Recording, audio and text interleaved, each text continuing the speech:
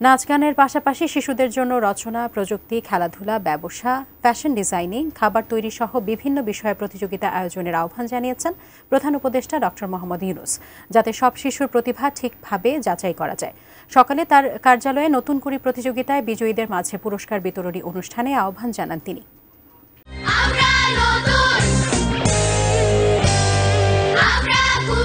জাতীয় টেলিভিশন প্রতিযোগিতা হিসেবে বাংলাদেশ টেলিভিশনের নতুন কুড়ি যাত্রা শুরু 1976 সালে। উপমহাদেশের প্রথম রিয়েলিটি শো প্রতিভা অন্বেষণের এই সিগনেচার প্রোগ্রাম, যা শুরু থেকেই দর্শকপ্রিয়তা পায়। মাঝখানে দীর্ঘদিন এটি বন্ধ ছিল, কিন্তু দেশব্যাপী প্রতিভা অন্বেষণ ও বিকাশের সুযোগ সৃষ্টি হয় বলে অন্তর্বর্তী সরকার নতুন কুড়ির অরিজিনাল থিম সং সহ চলতি বছরও এটি আবার শুরু করে। সেই প্রতিযোগিতারই পুরস্কার বিতরণীতে এই আয়োজন।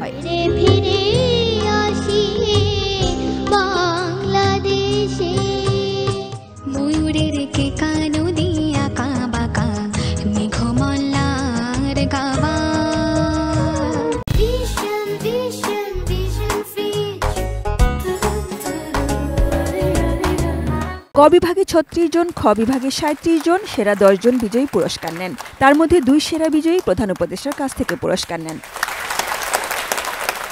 প্রতিভা অন্বেষণে সরকারের পক্ষ থেকে এমন রিয়েলিটি শো আরও বাড়ানোর আগ্রহ তথ্য ও সম্প্রচার মন্ত্রণালয়ের। বিটিভি যাতে কোনো দলের, কোনো রাজনৈতিক শক্তির স্বার্থের হাতিয়ার না হয়ে ওঠে, সেই চেষ্টা আমরা করে যাচ্ছি।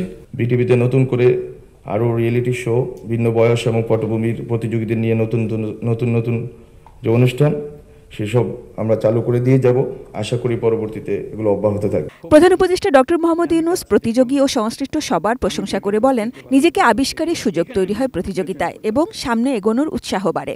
এই যে প্রেরণা আসে, এই প্রেরণাটা সৃষ্টি করা, এটাও প্রতিযোগিতার একটা বড় অংশ, যে আত্ম আবিষ্কার করা।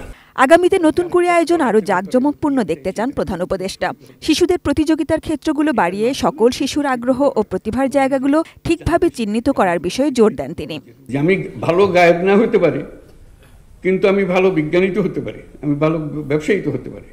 কাজে আমি যেন মনে না করি আমি তো কোনো কাজের না, আমি কোনো প্রতিযোগিতা জিতিও না, কিছু না, কিন্তু আমার মধ্যে যেটা আছে সেটা আমিও খোঁজ পাই নাই কোনোদিন, কেউ খোঁজ নেবার চেষ্টাও করে।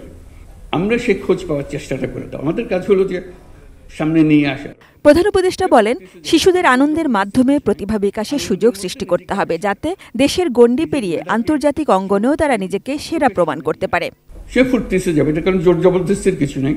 আনন্দের মধ্যে নিজেকে আবিষ্কার করা, নিজের মেধাকে নিজের চোখের সামনে নিয়ে আসা। তরুণ তরুণীরা, শিশুর কিশোররা এটা বহু দীর্ঘ পথ যাবার জন্য প্রস্তুত। কাজে বিশ্বের সেরা মাপতে আমাদেরকে নিয়ে আসতে হবে।